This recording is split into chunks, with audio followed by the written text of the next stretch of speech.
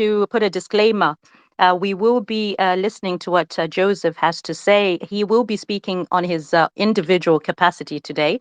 We know the party that he's affiliated with, and it's just wonderful to have a session where we can actually hear from a fellow citizen speaking as a human being, because a lot of the times we think politicians are not human. They really are. So we will be hearing from him, and he will be speaking in his own capacity as a citizen. His points that he'll raise are coming from him as Joseph, and that is exactly what we want to hear as citizens. So let me just give him the mic. Yes, Poison Pond, please do start us off. How are you, my brother? Hi. Apologies, I was just tending to a screaming toddler, so I couldn't grab the mic right away. Join the club. Join the club. No. I think it'll be really interesting to sort of hear, like as I said, we've watched with envy, I must say, in terms of Zambia's transformation and to parts of democracy, and I'm actually interested to hear how they managed to galvanize the youth, because my observation so far in terms of the voter registration process, especially in Zimbabwe, it is quite alarming, I guess, because I was expecting more of the youth to be more galvanized. But again, I think it's probably easier for someone who's outside looking in to sort of to be baffled, really, by the lack of apathy, or in this case. So yeah, I'm interested to hear how Joseph's sort of experience on how they were able to galvanize the youth, whether social media or influencers, or what it is that you managed to kind of awaken the youth political consciousness. Over to you, Joseph. Absolutely. Yes, that is what we would love to hear, because the thing is, we can always learn from each other. And this is an opportunity to do so. I can see we have For Us Party, who's also joined the space. Thank you so much. I will obviously be inviting speakers later on, and some will be there to start us off. But to remember that we are here to hear what Joseph can share with us with regards to what it's like as a citizen, how the voter registration process worked, what works well, what doesn't, just to pick up some ideas. And also youth participation is a very, very important issue. And what we are currently missing, in my humble opinion, as Zimbabweans, is youth participation. So we'd really want to hear a lot more with regards to this topic. And I know a lot of other people are coming as long. I've seen DMs from people saying we're coming, we're on our way. So as you can see, the numbers are growing. Please, let's retweet the space. Let's get the discussion going. And I can see Joseph is here, so I won't want to waste much time. But just to welcome him, thank you so much, Joseph. Honestly, I look forward to your tweets every single time I see them. I'm always engaging with your tweets. It's always fantastic to find fellow Africans who understand what it is we're going through as Zimbabweans. And we just wanted to really appreciate you for taking this time to come and share the wonderful wisdom that you can impart to us today. So, Joseph, thank you so much. And I've already told people that you will be speaking as Joseph the citizen. You won't be representing the party. So please let us be aware of this. I'll keep repeating it. So we're aware that he'll be speaking as Joseph, a citizen. So, Joseph, over to you. Thank you so much for joining the space. Well, thank you very much. I don't know if you can hear me. Oh, yes, we can. Yes, we can. Well, thank you very much. First of all, I just wanted to say thank you for inviting me. It's always important with fellow Africans. There's been a lot of debate over the past few days. There's been a lot of conversations in terms of, there's been attacks and all that. But in the end, that is expected. It happens in the political space. Some people divert instead of engaging in the conversation, the national conversation, instead of engaging in the continental conversation about how the masses of our people are being affected by economies that are failing, and how politicians that are in certain resolve the issues that the people face. It diverts, the conversation diverts, it becomes a personal issue where we demonize each other instead of discussing about how we can be able to resolve the issues that we face. So I don't get shocked anymore. It's being used to, and when I see those types of attacks, when people attack my grandparents, for instance, when people speak about how I dress how I dressed, for instance, when I met the president of Malawi, it's something that happens within the political space in Africa. Our politics has become so deeply intoxicated with hate, and it's so toxic to such an extent where we don't engage in conversation that seek to uplift the masses of our people. We divert and begin to deliberately begin to demonize each other personally. So I hope to have a good conversation going forward even here today.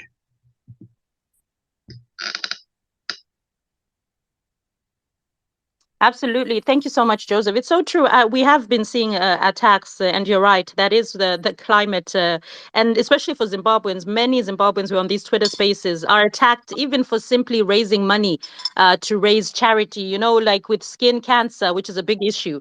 You find that even a simple act as a citizen, it becomes a criminal offense, and you do get attacks from the camp of Zanu PF. And we've seen a lot of this happening. So it's wonderful to know that you also understand where we're coming from, because many are tempted at times to actually keep quiet. But what we try to do as citizens speak out is to speak out about such things and not remain silent.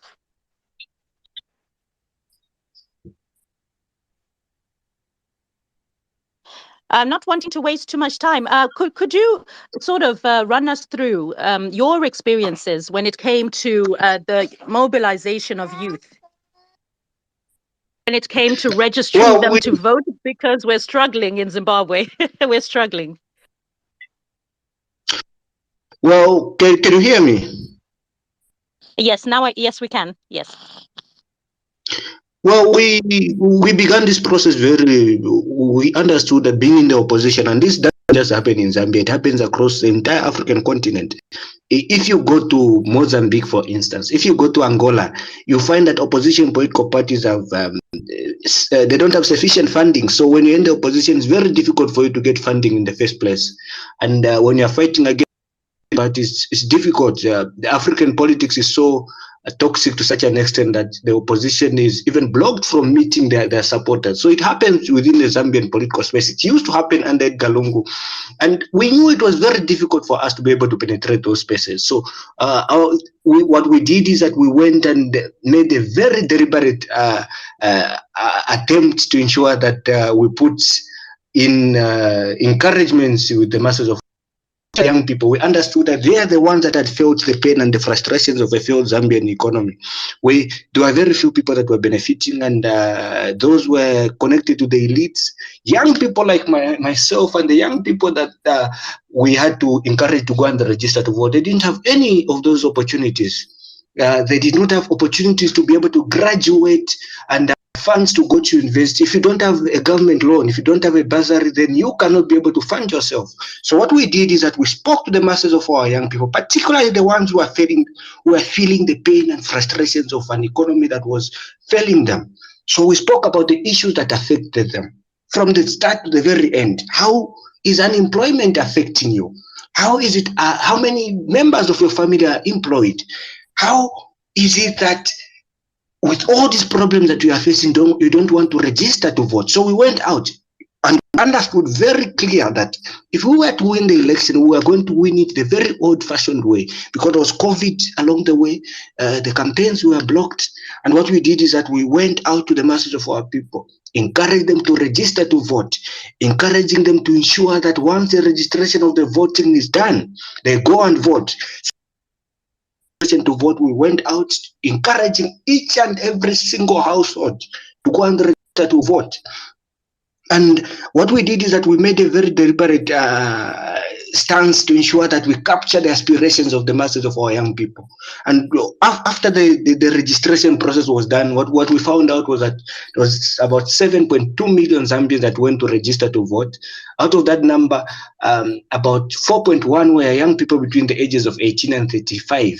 And so what we did is that now that the young people had registered to vote, we continued now to engage them to say, youths, this is what you are facing.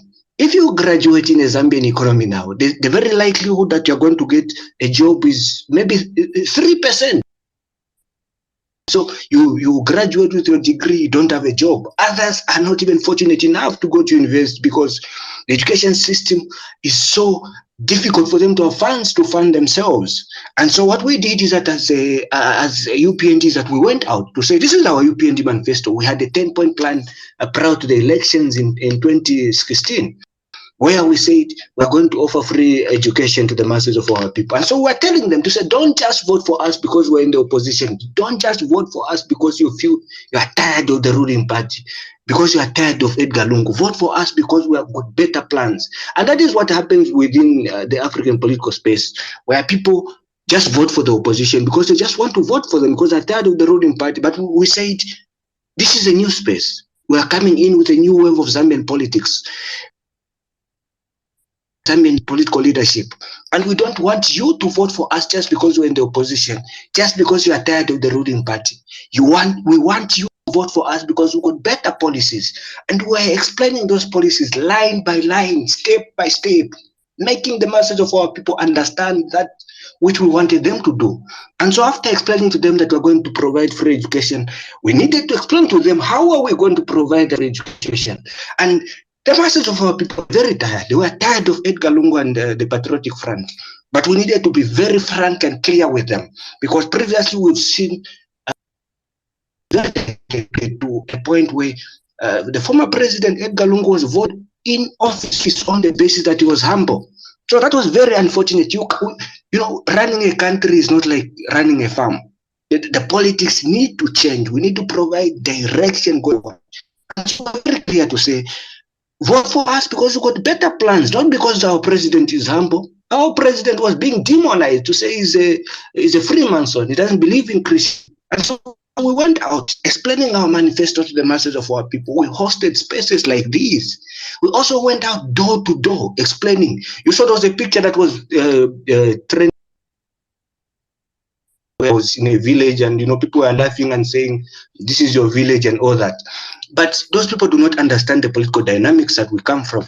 So we had to go to those masses of our people in the villages. We understood people because we could have those conversations with them online here. So those that are in the villages, they are difficult people to understand the dynamics of the economy. So we had to go to them. We had to go and camp in the villages. And so even where that photo that is being posted, it came from there. We had to go to the masses of our people and I identify with the struggles that they face. So we're explaining to them in the language that they understand, to say the reasons why things are difficult, the reasons why the economy is difficult is because of A and B. And we want you to vote that the policies that we have are better on the basis that the manifesto that we're presenting to you is better than what the former regime was offering. So we're explaining to them in the villages, in the cities, in the suburbs, in the compounds. You call them townships across SADC. We call them compounds in Zambia. So we had to go to the masses of our people, explaining to them line by line. This is what we are going to do should you elect us into office. And after doing those explanations, they went to register to vote. But we understood that registering to vote alone was not going to put us into government. After registering to vote, the masses of our people needed to go and vote. So after that, again, we began a campaign of telling them to go and vote, why it was important that they should vote. Again, we went line by line to our manifesto. How do we want to ensure that the masses of our young people, even young people like me that were still in our 20s, to let them understand that agriculture isn't just for older people, that could be able to venture into agriculture even as a young person. It's not a business for older people. Our economy could grow through agricultural inputs. How do we ensure that we provide those agricultural inputs in time before the rain season? We also went into issues of mining, and it is very much outlined in our UPND manifesto. We went into the issues of mining. How do we ensure that? Because mining is like the biggest contributor to the Zambian economy. It contributes millions and millions of US dollars to the Zambian economy annually. So we had to explain to the masses of our people to say, these are our mines. What are we benefiting from them? with this patriotic front government. And should you vote us into office, this is what we plan to do. We want to ensure that Zambians could be able to benefit from their own mines. Zambians could be able to benefit from the minerals that are right beneath their feet. And what we did is that we explained line by line. From mining, we went into tourism to say an economy cannot just succeed because of the mining sector that the Zambian economy has been benefiting from for so many decades. How do we ensure that we could also tap into the agriculture sector? How do we ensure that we could also tap into the tourism sector? Livingstone is a tourist capital. Livingstone is just on the border with Zimbabwe. Lake Kariba, just I think in Siavonga on the other side, just a town away from Livingstone. So we needed to ensure that we tell the masses of our people to say, instead of just benefiting from agriculture, instead of just benefiting from the mining sector, our country could also benefit from the tourism sector. Those are the pillars that were outlined in our manifesto. How do they benefit from the tourism sector? We need to ensure that each and every the town in the country has certain things that tourists could be able to go to, and those kinds of tourist attractions could benefit those towns. And after doing that, we also went to explain to them to say, now we want to ensure that young people could be able to venture into business. Because if you understand very well, you know that politics is not just about providing jobs by the government. The private sector also has to provide jobs. But how does the private sector provide jobs if the government does not make the business?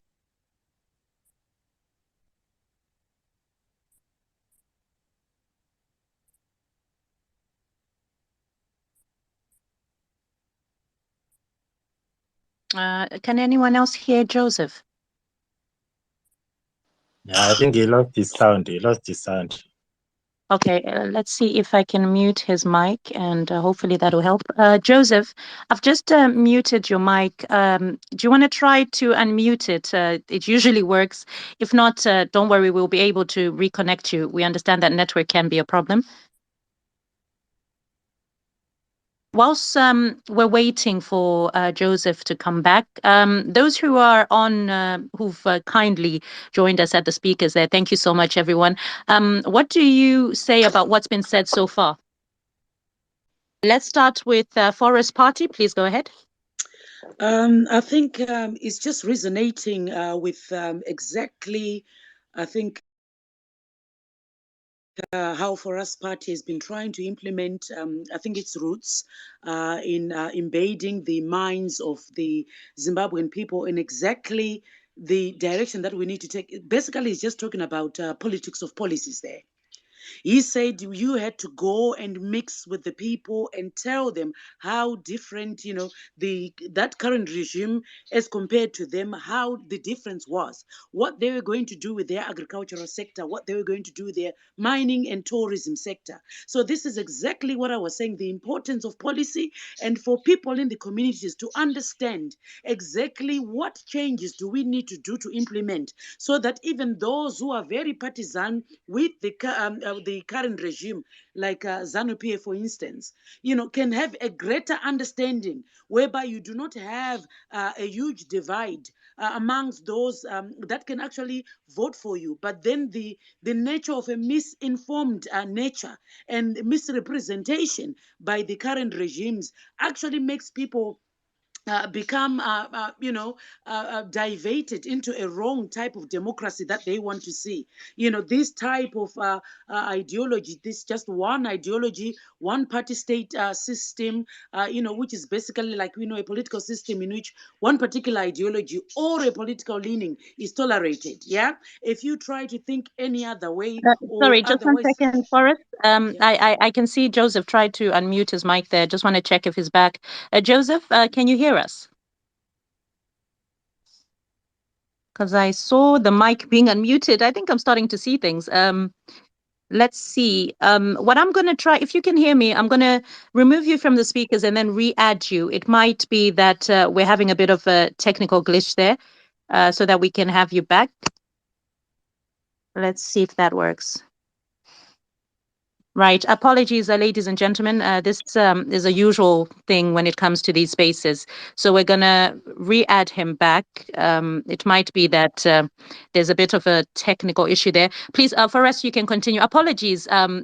If once we get him back, I will have to ask him to continue with his thought process. I hope that's okay. But for now, please do finish off what you were saying for us.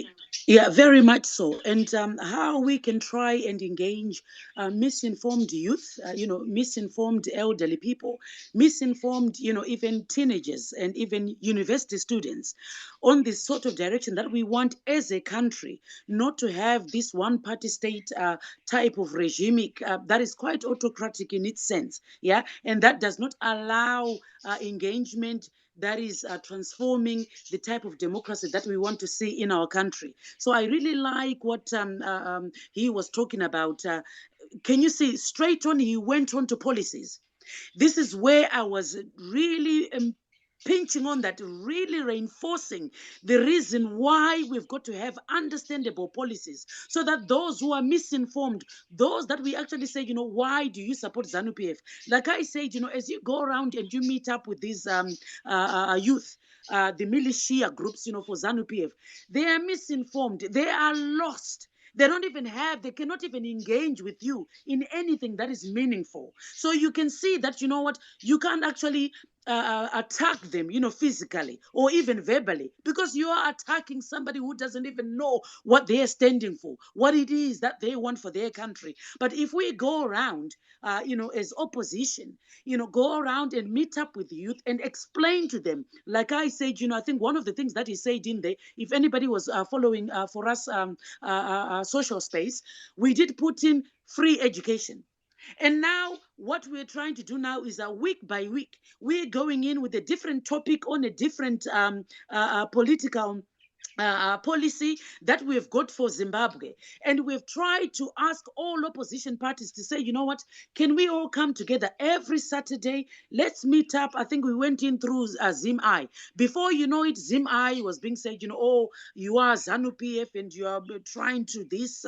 Why are you saying this? And they ended up having to defend themselves. But as you know, I think ZimI represents everyone. As you know, but the point that we were trying to make is let's pick one policy out. Let's engage in that policy so that we can actually educate the whole of Zimbabwe why we need this change. Sometimes we lock horns with people just because they are in the unknown. They don't know which direction, but then it's there for us to point the light to show them this is the right direction to go. But then if we are to say, what, never mind about policies, we just want Zanu PF, out. Like I said, the Sorry, thing Forrest. about policies, I hope you're preparing to land so we can also hear from the other speakers as well, please. I think If you could... let me leave the other speakers to speak, but then I think politics of policies is basically what he was talking about, and I applaud him for that. And with that, they found the right change, the right knowledge, the right mindset that they wanted the citizens to understand so that they can propel together the country for the good. Thank you very much. Thank you very much for that. I can see we have Thomas. Thomas, you are part of obviously you're part of our Zinasu Manicaland provincial chairperson. You're the youth that we are centering on. What did you think of what was said there by Joseph before the network cut off? We are trying to reconnect him, but do you have any thoughts to begin with on what he said? Okay, hello, can you hear me? Yes. Yes, Thomas, we can hear you.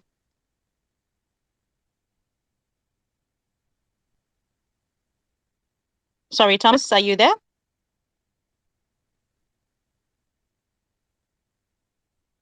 Okay, let's try Denford for now whilst we're trying to see what's happening with Thomas. Denford, what do you have any thoughts that you have? Thank you, Salani.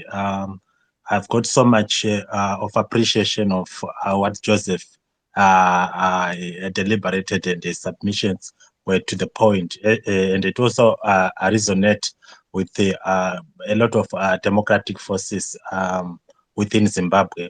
But maybe before I go on to the substance of what he was saying, I would want to comment on his personality himself as Joseph. Following his tweets, and I've been following some of the issues that he used to. I say Thomas wants to speak. He can go ahead. Okay, let's see if his network is working. Thomas, you can unmute your mic. Oh, yes. Can you hear me? Yeah, now we can. Yes. Okay. Basically, I would want to comment on the path that Joseph explained it to us that they went through. That is explaining the critical issues that the poor masses of our people should follow. That is understanding that also the 4 factors of production need to be taken into consideration.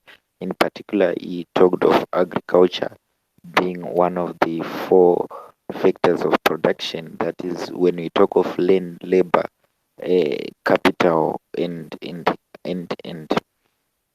We also include how land should be utilized in terms of that not being a factor of one having to use it after retirement, but also taking into taking major factors of modernization of agriculture of our youth to think abroad and how they can modernize land to become productive.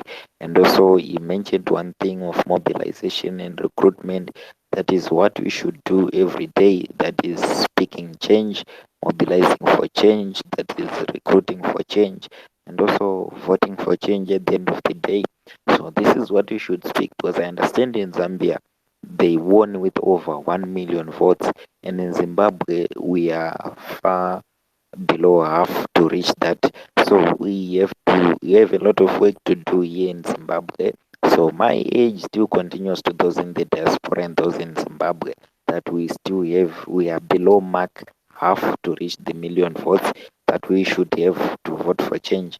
So we should continue to work and work, in particular the youth. The youth have been divided themselves. They have been divided through cumulative accumulation of wealth, which have made some join the elitist community.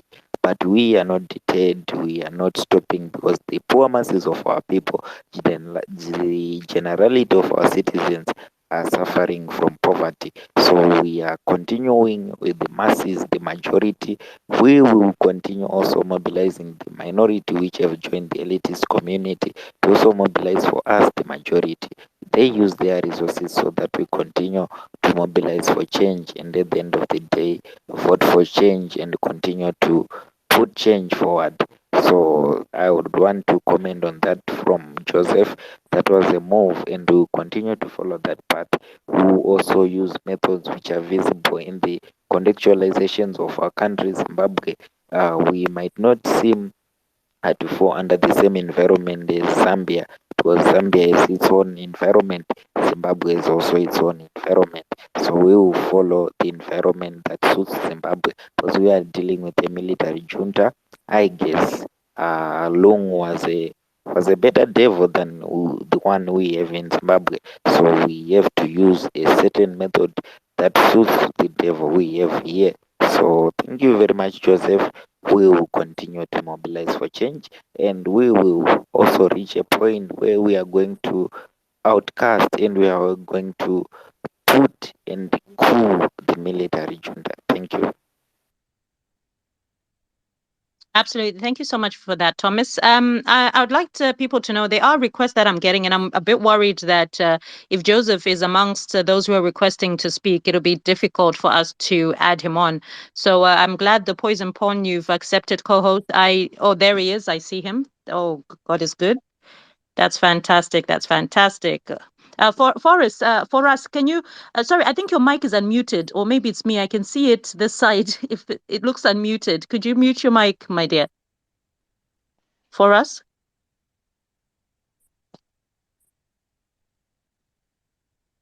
Welcome back, Joseph. Welcome back, Joseph. Sorry, for us, I was asking if you could mute your mic. It looks unmuted from my end, so that connection is not a bit of a problem.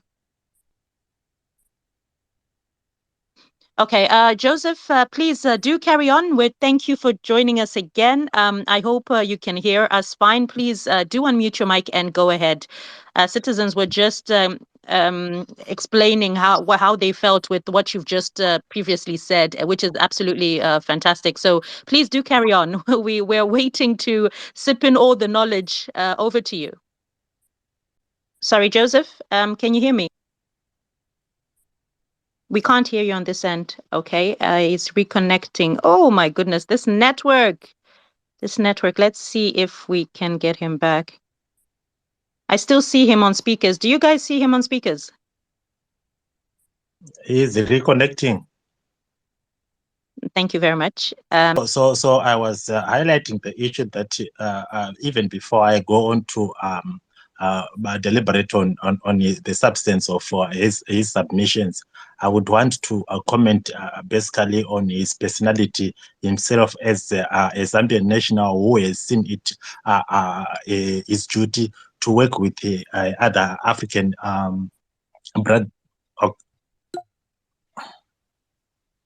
Oh yes, I see him. He's back. Sorry, Demford. Yes, Joseph, please go ahead. A Zambian national who has seen it his duty. I'm glad you can hear us. So for now, whilst we're waiting for Joseph to reconnect back, can we have Forrest? Hey, I'm picking on you. From what you've heard so far, because I know you would have taken in a lot of what was said, please, what do you think about what Joseph has been saying? And I know you'll be able to kind of summarize for the benefit of those who couldn't hear him so that we can then take it up from there. Go ahead. Very much so. I think he was pretty much explaining how we can engage and transform citizens from apathy to empowerment. And perhaps, going around and having to explain the reason why we need a change in the country, going around, especially for the rural areas, because there isn't any outreach. That is, I think, with the issue that we have in Zimbabwe as well, looking at the media coverage is very limited, is very controlled in some sort of way. Some of them not so much is controlled, but then limited. But then the only way we can do it is reaching out, going out, visiting our villages, our towns, and everybody, and having to explain to them the reasons why we need a change, and explain to them that the quid pro quo type of politics is non-existent. It doesn't help. The moment somebody hands you a bucket of rice, and then you go on suffering for the next 5 years, is not changing the economy. You're still being left in the same position as you were 5 years prior. So the only thing that we can do is just to explain to those people, being given a t-shirt and so forth is not enough, to combat the issues that we have as a nation in regards to the economy as well. And looking at the differences that they've had, they are lucky, I think, in Zambia, in the sense that they can register, they can get IDs very easily, simply within half an hour. Somebody's got an ID, which is very difficult, I think, where Zimbabwe is concerned, in the sense that I think ZEC is not open and transparent enough to allow that to happen. You've got restrictions in some sort of way whereby, they use legislation and the deferring system to actually defer people from getting registered, and of which I think we can find, a combatment way to actually cater for that, where I think I did speak about digitalizing things, where you can use your ID on your birth certificate, and you can just capture somebody's picture, and that can be some way we can combat it, so we do not need to line up for registration. So that's another way. But then we should have the same system perhaps as Zambia, whereby we can just get an ID, walk in, you come out, you've got an ID sorted. And another thing that he spoke about was the how we can change governance. I think with them it became very easy. The transitional process was very easy. Not easy, it was easy and not easy, in the sense that I think whoever was there, the incumbent, did not want to relinquish power. They still wanted to be a statesman. So that was something that made very difficult. And another thing I think that they faced as an opposition party was the accessibility to funds. They did find it very difficult, but with the minimum that they had, what they had to do was to find ways of convening the message in a much least cost methods that could actually spread the word without you having to worry about funding being available. And another thing I think that he talked about was the like I keep on referring, I think people on the ground have got to be understanding, the citizens have got to be understanding. When we say we touch agriculture, what are the changes that we need to put in place so that we can say, you know, okay, we're going to inject the economy in this way. When we talk about education, what are the things that we can offer as opposition to say, okay, we are coming in as something that is different. I think we've just had a cry from the university students. That's something I think for us, for opposition party, for us to say, you know, I'm talking about all opposition here, to say, okay, if we're going to offer free education system, how are we going to go on about it? So that's something that, you know, you can actually move people from apathy to empowerment. So those are some of the things that I'm saying. I think I'll just leave others to have some political space to speak. Thank you. Thank you so much for that wonderful summary. That's exactly what he was saying. And I can see where he's about to reconnect back in a few minutes. But whilst we wait for him to come back, I've noticed we've got Vuka. Thank you for joining the space. We were just going through what Joseph was speaking about earlier and some of the answers to the questions that we have been asked.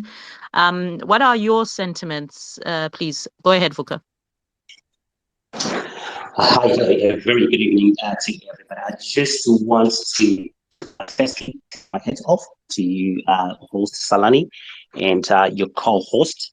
And I want to salute and say thank you very, very much. Actually, thank you a million times for once again creating this master explosive platform. And I really and truly appreciate you guys. May you continue to do this great job. And also those who have spoken positively before me. Trust me, I also take my hat off whilst my chest is out and my chin is up, being proud Zimbabwean who wishes the best for our one and only beloved Zimbabwe. Thank you. I also want to say to Joseph, I can see he's here. My brother Joseph, how are you doing? Once again, it's good to have you on here. It's good to see you. I know you're a foot soldier. My sentiments, I've been in and out. He mentioned at one point that obviously they went onto the ground to mobilize people and educating them to make sure that they register to vote. And also, it was not only one action, it was a double-sided, double-edged sword of action that they went back again and make sure that they encourage those people who had registered to vote to go back and vote. And I would like to say, you know what, well done to you. You had the privilege to do so. And I'm going to be quick because I can see Joseph is here as well, my brother Joseph. And what I want to say is Zimbabwe at the moment, yes, we have got people who are going on the ground, and I wish we can do more of that. But also, what I would have wanted is something that is more like a radio station, because it is too dangerous in Zimbabwe. And I respect everyone who's on the ground. We have got soldiers, foot soldiers, we've got citizens who are being beaten up, threatened, and some of them are even being thrown away from villages because they are going around preaching the word of a new government or the new political party CCC or any other political parties that is not Zanu PF. So the reality, the risk on the ground, especially in the rural area, is actually scary if we were to be honest. So what I wanted to say is my personal suggestion is, I don't know for us as well, I'd suggested this to Triple C for 2-3 years that they needed to create a radio station which actually operates on a shortwave from outside the country. Everybody, like in the 1976, 1978, when we had Radio Mozambique, it penetrated the unpenetrable area of the rural area. Can listen to the radio without fear, without any hesitation, and the people can be told. Earlier on this morning, as I conclude, earlier on this morning, we had a revelation of how the ambulances, which were donated by India and other countries, are being now said that they have been offered by the government, yet these are pure donations from other countries. And our village, they don't know this. How can they know if we don't have a radio can listen and hear? You are not going door to door. The radio station will be able to go in each and every house. 100 at 7 o'clock. ziyabuya namhlanje kuze uzova news tishaye nechakati chinenge chichiitika, and there's no fear. The people can be educated, and that's all I wanted to say. But before I go, my brother Joseph, once again, it's good to have you here. Salani, co-host, thanks a million times for having me here. I really appreciate you, and may the wonderful Lord bless you. Till we meet again, Roger, out and out, out, out. Thank you so much, Vuka. Thank you for that. And yes, that issue of the radio shortwave, it's a very brilliant one. And we do hope that our politicians will take these things on board, because citizens are here with plans. Yes, Joseph, please go ahead. Can you hear me? Oh, yes, I can. Okay, citizens, please, can you come to my DM, those who've been telling me that they can't hear us? Can you hear Joseph? If you could just send me a DM there. For now, please go ahead, Joseph. I believe we had a question. The next person to ask a question was Thomas. So if we could go to Thomas. Thomas, do you have a comment or a question? Please go ahead. Thomas, are you there? If you are, please unmute your mic. If not, we'll go to the next person. Okay, Elder, you've got your hand up. You can ask a question or comment. Go ahead. Thank you so much, Salani. How are you, ladies and gentlemen? How are you, Salani, our host, the Poison, our co-host? And I would like to also honor the presence of Comrade Joseph Kalimbre from Zambia. Thank you so much, my brother, for being here. And my comment or compliments goes to my brother Joseph for your being an African, someone who has got Africa, the African people at heart. It shows really that you have the African people at heart. I appreciate everything, and it is my wish that if at one occasion we can manage to at least have the Zimbabwe that we all wish to have, I think we have to name one of the streets after your name, Joseph Kalimbwe Street in Harare, just like any other street that we have, because you have been there for us, you are there for us, and you wish to see us happy. This is exactly what I need to at least applaud and at least hats off to you for all those things that you're doing. Including even people like we've got Julius Malema, we've got Momus, my man from South Africa. Those guys are also there for us. They really want to see us as Zimbabweans being happy or being independent.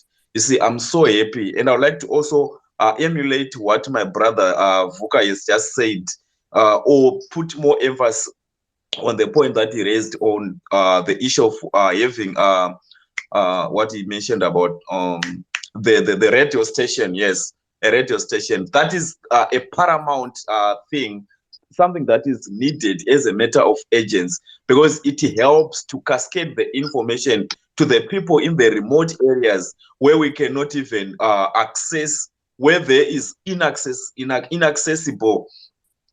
So we need like to have those. In fact, allow me to say, each and every opportunity that we have to cascade the information, we must utilize that slight opportunity that we have. So any idea, guys, that has been raised, let's not ignore it. Let's start put it in practice. Just like the issue that has been raised by my brother Vuka there, that is a very, very important idea, and it needs to be implemented.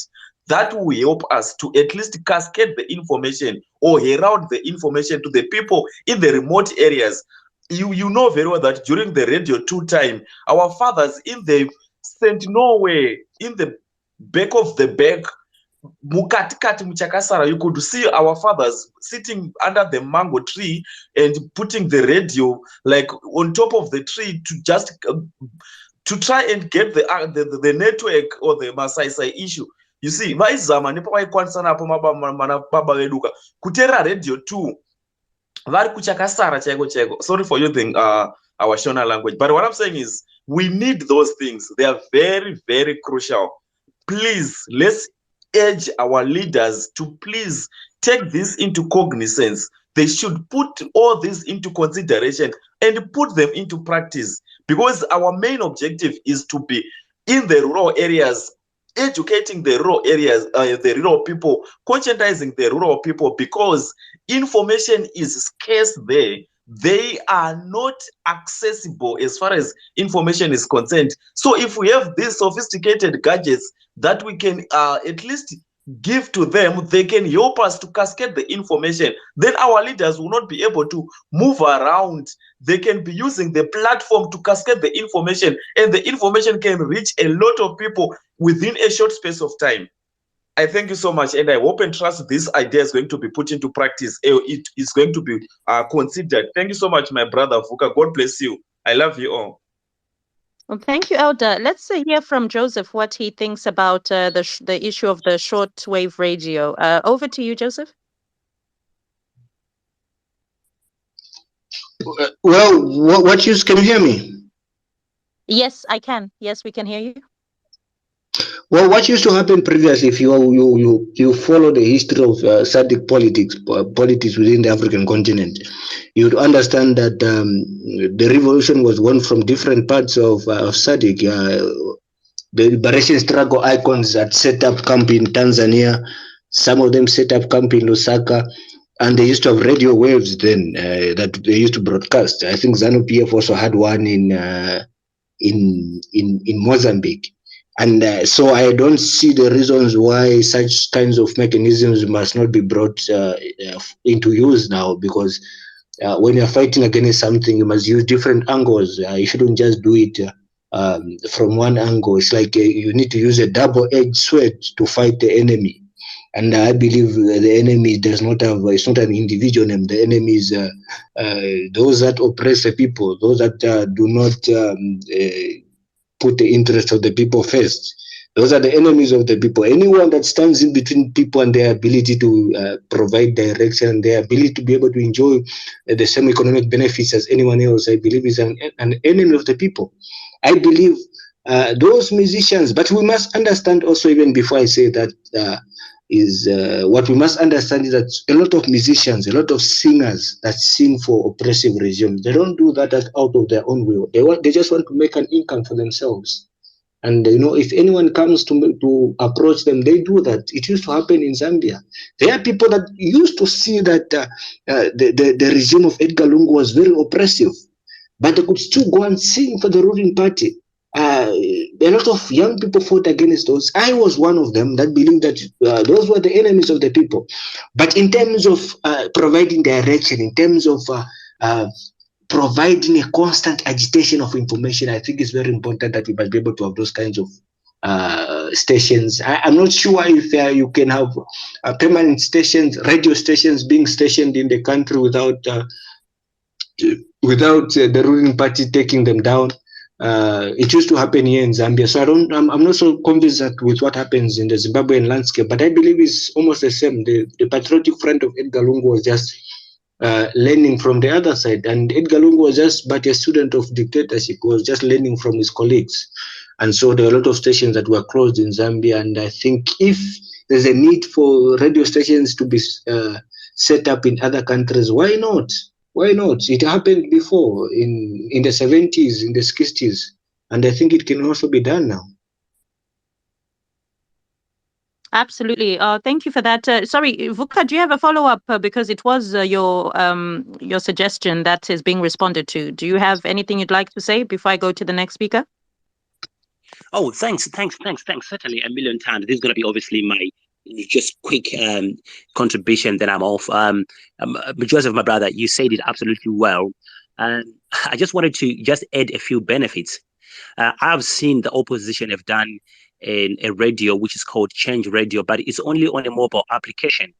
And the beautiful thing about a shortwave radio is that you don't need data. You need your old mobile radio, which you connect only to Masai Maple. You don't need data. You don't need a mobile phone. And these are some of the absolute benefits that you need. There's loads of radios out there that are used by solar panels. And to be honest with you, we need to get on this as quick as possible. If you guys who are here, you can help me to propel this message. I've been trying to reach out to the opposition for the past 3 years for them to create a radio station. It's easy. I've got a tweet that I'll pin before I go, how it operates. Even from a different country, you can get a license, and it's easily done. And it's very unfortunate that sometimes to get results or to get a response sometimes is very difficult. But I'm going to continue pushing on for this idea, and I want to see it happening. I want to see them moving from a crappy, if I may be harsh and honest, from a crappy mobile phone radio station that only has got less than 200 listeners a week to something that can reach countrywide. And this is an absolute must. My brother Joseph, once again, I want to say thank you. And to everyone who's on this platform, I really, really, really have to go. I love you all. I wish you well. And may the wonderful Lord bless you. And hopefully you will enjoy the rest of your evening, day, or afternoon, wherever you are. Halala, ziyamnandi, ziyajuluka, ziyashelela. Yeah, that's VUCA for us. Thanks, VUCA. Forrest, do you have a comment or a question? Please go ahead. I think with the media coverage, I think that's something that really needs to be looked into. And thank you very much, VUCA, for that proposal. And I think I'll be linking up with you on those suggestions that you've given to see how we can move forward. I've got a question for Joseph. Just trying to understand, how do you make people or citizens who are supporting a regime that you really want to usurp, but you've got a misdirected youth who don't even know or understand that we need a change in governance, that our economy is going down. You still see the same youth really becoming militia groups that actually support that you want to usurp. So I really wanted to understand, what is it that you need to do psychologically or societal or environmental wise for them to understand that, we really need to speak in one voice when it comes to the economy of a country. Thank you. Yes, go ahead, Joseph. You can respond. I didn't actually hear it was a question, if that was a question or it was just a comment that was being made. Oh, okay. All right. Forrest, I think it was a comment. It was a question. It was a question. How do you change mindsets of those that can actually see? We've got our youth, in the streets who are drinking alcohol, where we see the current ruling party gives out alcohol or some sort of substances that they give to our youth so that they can just, I don't know, make them immune to seeing that actually the country is going down. So how do we reach out, to such people so that we can actually demystify or reduce the amount of violence that is there in the country of Zimbabwe, where the political discourse is concerned? Well, in terms of mindsets, I think even in Zambia it happens. It's difficult to change a black mind, and it happens everywhere else. We had what we were calling the Clean Lusaka campaign. I think it was just about 2 weeks ago.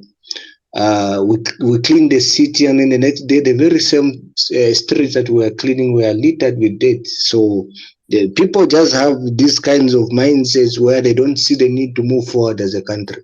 And we see a lot of young people also being caught in between those things. A lot of them go into issues of using drugs for them to forget the struggles that they are facing.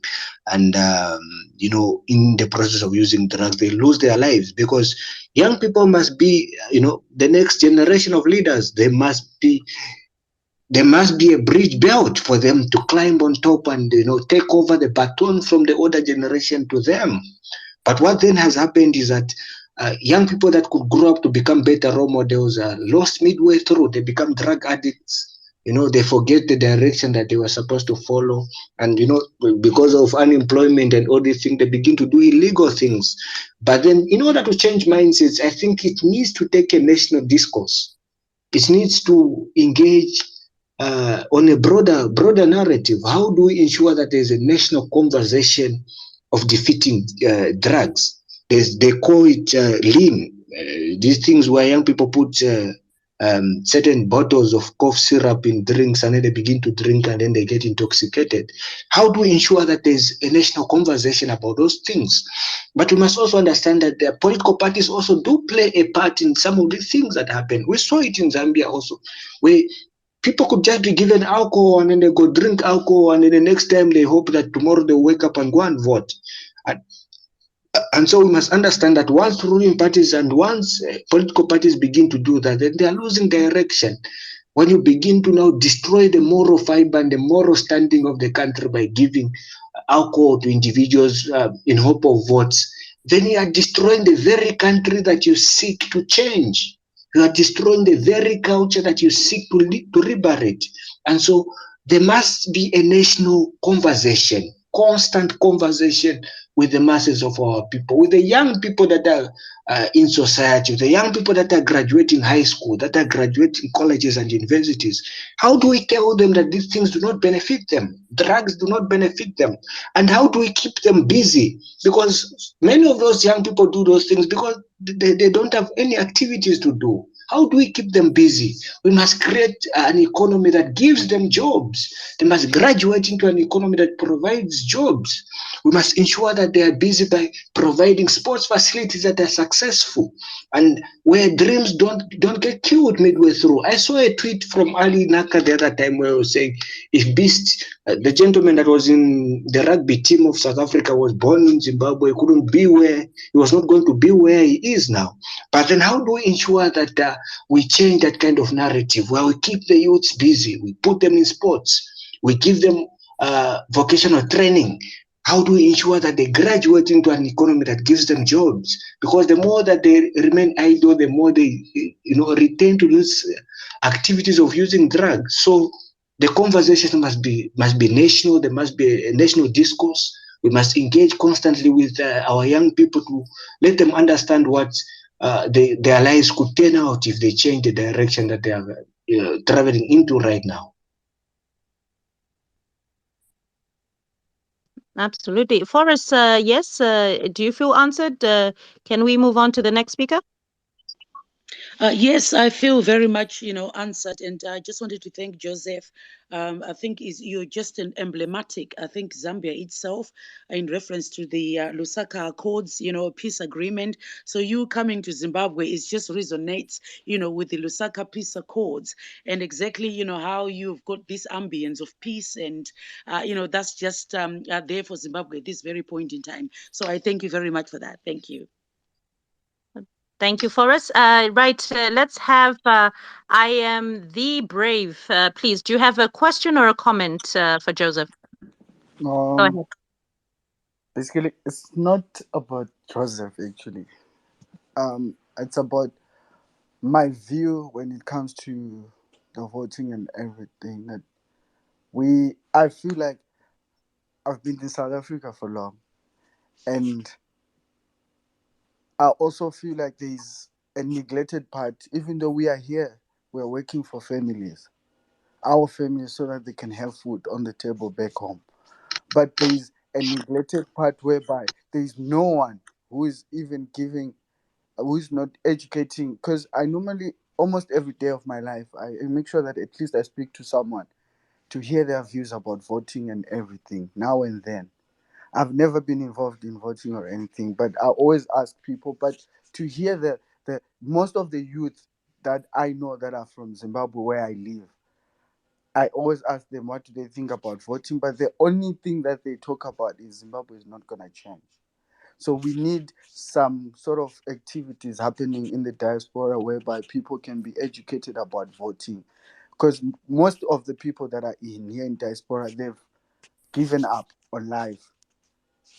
They've given up on their hope in Zimbabwe. So I was just asking if there can be something that we can do just to get people educated, even here where in the diaspora, the youth is dying with drugs here in the diaspora. They've given up on life. They're always on the street. So I was just asking if there's anything that we can do. We can engage in programs, that we can do small programs in the diaspora where we can educate and motivate people. I was so happy to check on Hopper's Known when he said one of ours in Cape Town, he actually went to Zim and registered to vote, of which that is my wish as a Zimbabwean citizen in another country, that we educate people that are around here the importance of voting. Let them go and vote. I'm willing solidarity. I'm willing with all my heart to stand and spread the news and let people know that they need to go home and vote. I've never voted in my life. I've been in South Africa since 2008. But this year, I started following politics. I'm going to vote. I'm going back home to vote. So I want the same thing to happen to the youth here. They must go back home and vote. They must get that courage. They must get that motivation to go and vote. Thank you, Speaker. Wow, that's profound. Joseph, go ahead. Sorry, I wanted to just say, Joseph, that leads us to a very important question where we have Zimbabweans in the diaspora who are not allowed the diaspora vote.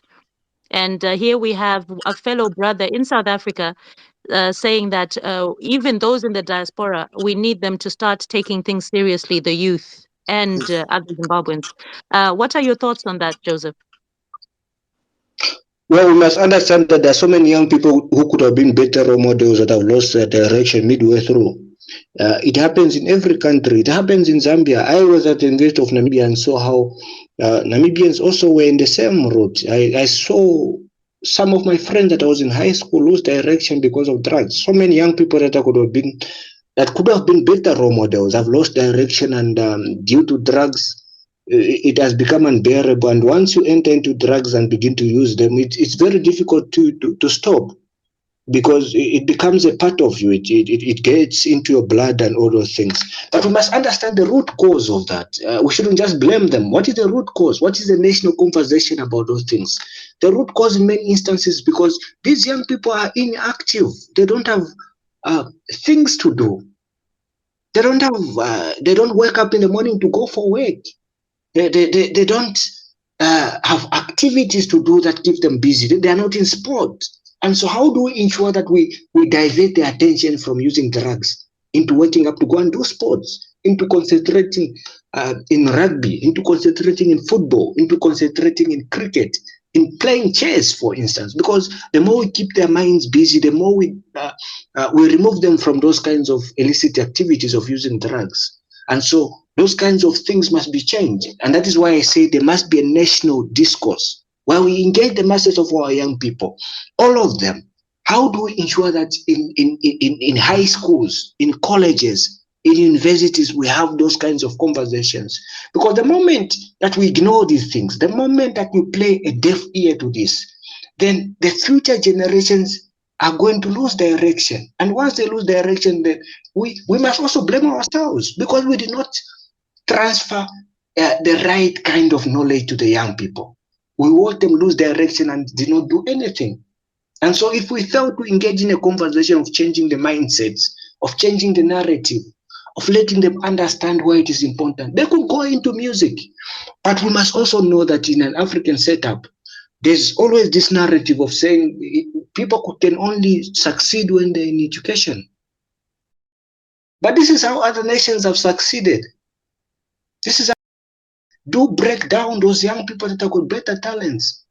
When a young person wants to go into sport, they say, no, go to school. Even when they know that they don't have much knowledge and interest in education, they still continue to force them. They continue to force them. In the end, that young talent is destroyed. And so we must have a deliberate conversation with the masses of our people, the young people, engage them. How do we provide sports to them? How do we divert them from doing wrong things?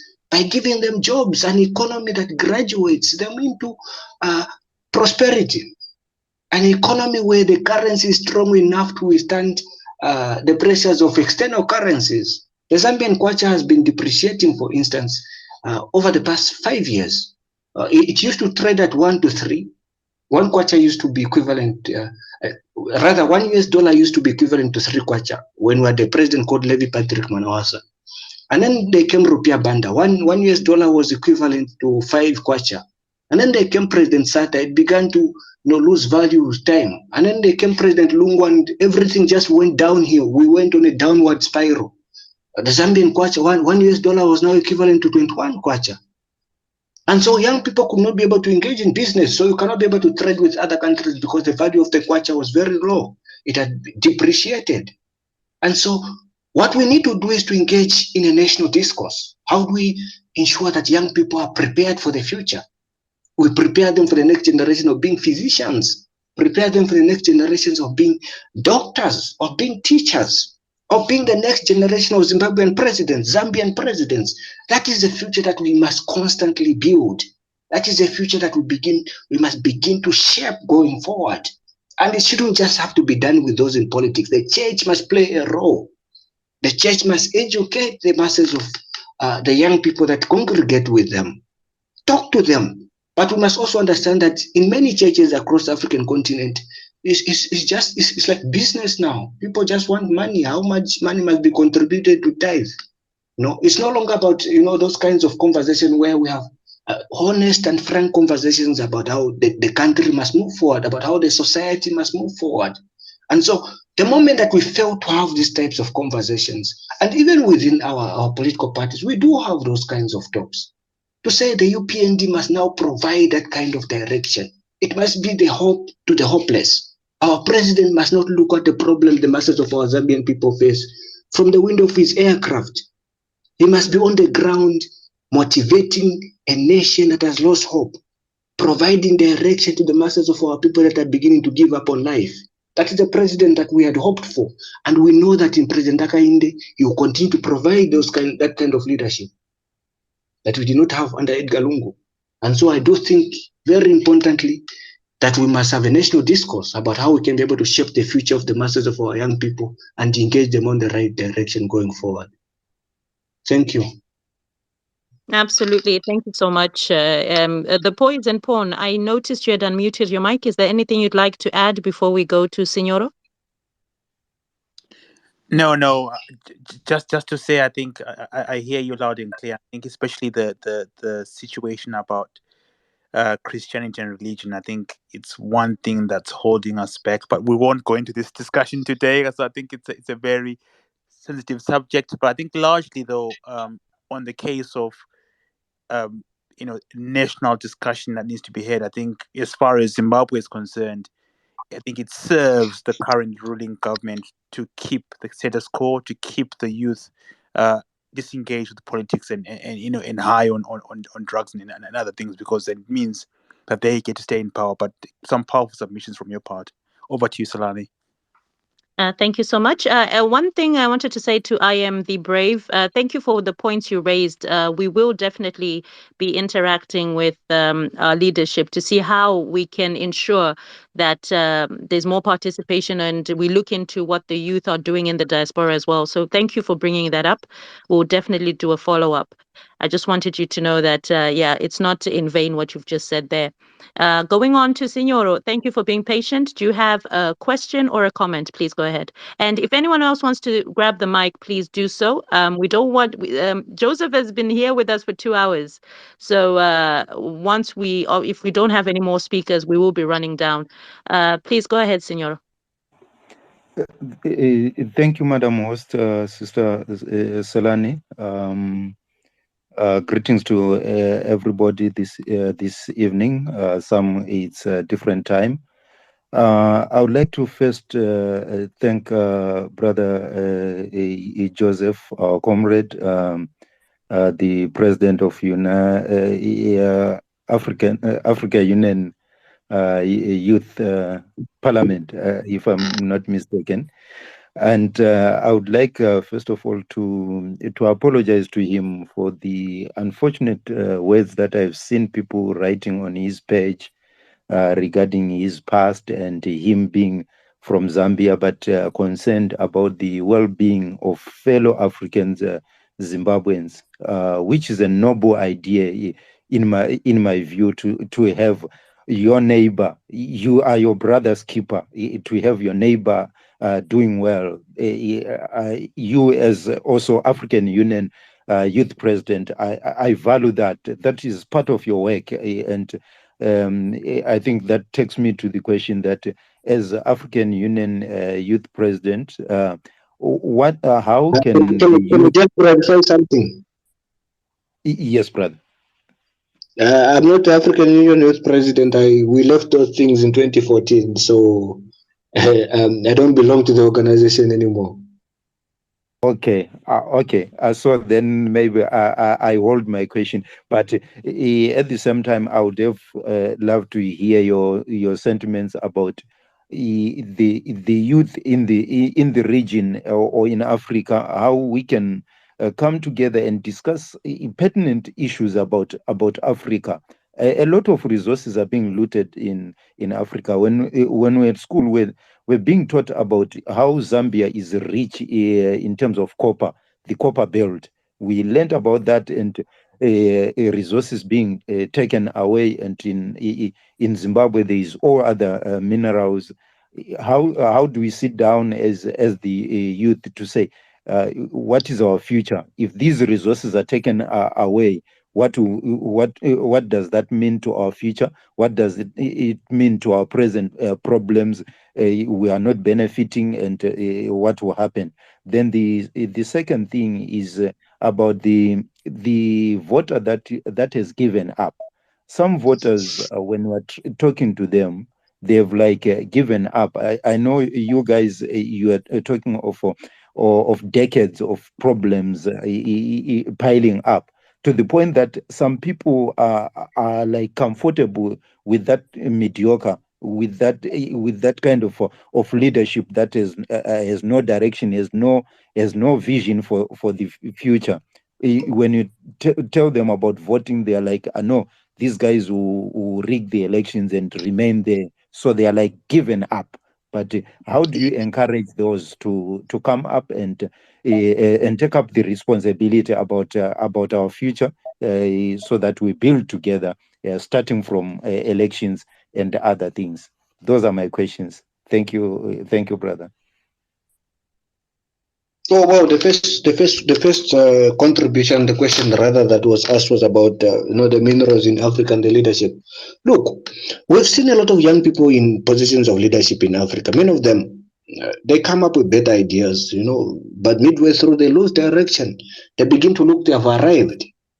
They begin to think they've arrived, and they look at other young people that have not reached the level that they have reached as not working hard enough. Those are the mindsets of Africans. A young person gets appointed to become minister, deputy minister, they go to parliament, they begin to forget where they've come from, and they think they've achieved more than others. They stand up into being Instagram celebrities, into Twitter celebrities. Instead of discussing the issues that their fellow young people face, they begin to side with the very same people that are oppressing their age mates. They begin to lose direction. It happens everywhere. We've seen a lot of young people in those kinds of things. Instead of engaging of how we can be able to move forward as a continent. It happens in Kenya. It happens in Zambia. It's there in Namibia. I've seen a lot of young people become, things that so many are not fortunate enough to be.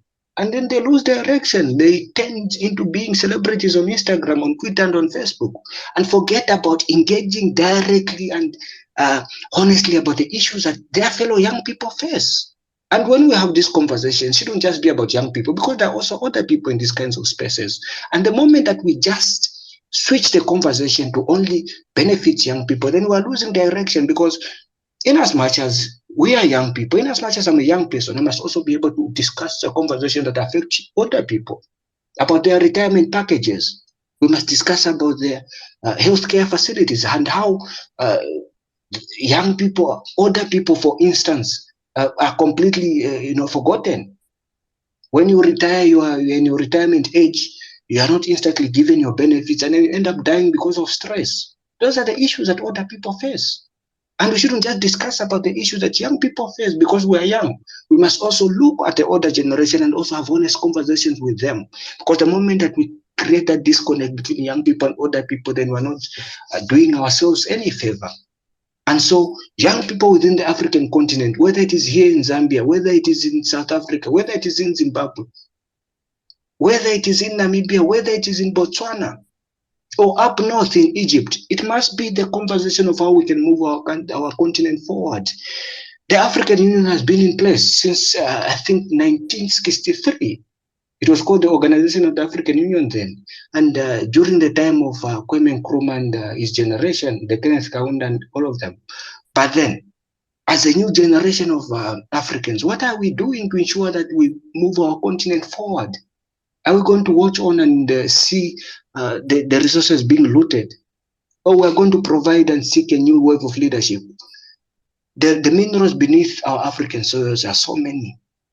How do we ensure that that development benefits the masses of our people? There's about 1.2 billion Africans within the African continent. What benefits do they get from the minerals in our continent? Very little. We have schools that are not good enough to provide us with the next generation of African leaders.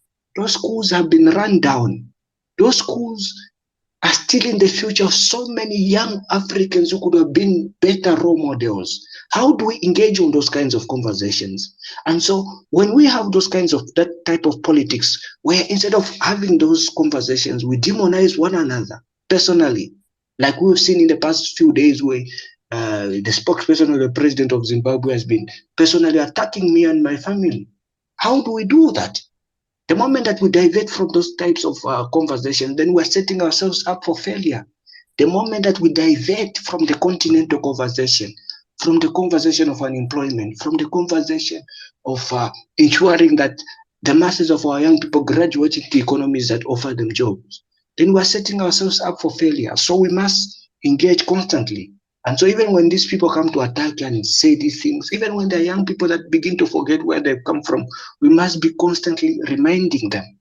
To say as a young person, you cannot be able to turn yourself into a celebrity, rather than engaging on the issues that the masses of our people face. Go to Instagram, you see them there. Go to Facebook, you see them there. Come to Twitter here, you see them. They're in positions of leadership. Once they are there, they stop talking about the issues that their countries face. The system consumes the knowledge that they had. The system consumes the intellect that they had to engage directly, frankly, and honestly about the issues that we face. So we must engage on that broader narrative. Another issue that was raised was that you asked was about voter registration. Look, in terms of voter registration, there are so many young people and older people that have given up on voting. And we cannot necessarily blame them. We cannot blame them for thinking like that, because over and over again they have voted, but they have never seen change. They have gone to the polling stations to vote, but change has never arrived. There are people that think politics is a dirty game. Some of those people are younger people like myself, my age mates. Even older people, they think politics is a dirty game. But it's because politics has not done for them good things. They have not seen any benefits from politics. Politicians come into office, they promise them a lot of things, and then after the promises have been made, they go to the capital cities and begin to do things that are completely different from what they promised. And so I cannot fault those people for saying politics is a dirty game. I cannot fault those people for thinking politics does not do anything for them. It's because they've grown up in a political landscape where politicians make promises and they don't fulfill them. Where they go to vote and change never arrives. But then how do we ensure that we change those kinds of mindsets? We must engage directly with the masses of our people to say, this is what you can do. This is what your vote can do. Your one vote can be able to provide a change that is desperately needed. Don't give up. The moment that you give up, you are surrendering the struggle into the hands of the oppressor. That is what we are doing in Zambia, advocating the masses of our people. And I know there are Zambians that are also on this space. This is what we did, because we believe that our country comes first. Above all, Zambia must come first. We are guided by those 4 proud words of our country: one Zambia, one nation, as it was said by Kenneth Kaunda. And so we'll continue to fight for that. We'll continue to fight for a better country. We'll continue to fight to ensure that Zambia is delivered safely to the next generation of Zambian leaders. Whether those leaders are born in villages, whether those leaders are born in the cities, this is their home. This is their country. And I believe in Zimbabwe it's the same. I believe in South Africa it's the same. We need to change the direction of our politics on the African continent. We need to change that by changing the mindsets also. by ensuring that the politics that we play is not personalized, but rather it is national discourse. We engage on issues of unemployment, issues of how the older generation can be able to get their income immediately after retirement. Issues where teachers are not just praised for their greatness, but instead they are given better pays. We praise them for their greatness with a higher pay. Because once the teachers are motivated, they'll continue to teach the next generation of doctors, the next generation of town planners. That is what we must do. That is the direction that we must continue to champion. In Zambia, in Zimbabwe, in South Africa, in Namibia, everywhere across the African continent. The moment that we give up, the moment that we turn our backs and let these people that are always fighting us online and on the ground, then we are surrendering the struggle into the hands of the oppressed, and we cannot afford to do that. We cannot afford to let this country that gave me birth, that raised me, into the hands of the oppressor anymore. Edgar Lungu is gone, and he will never come. We will never see his.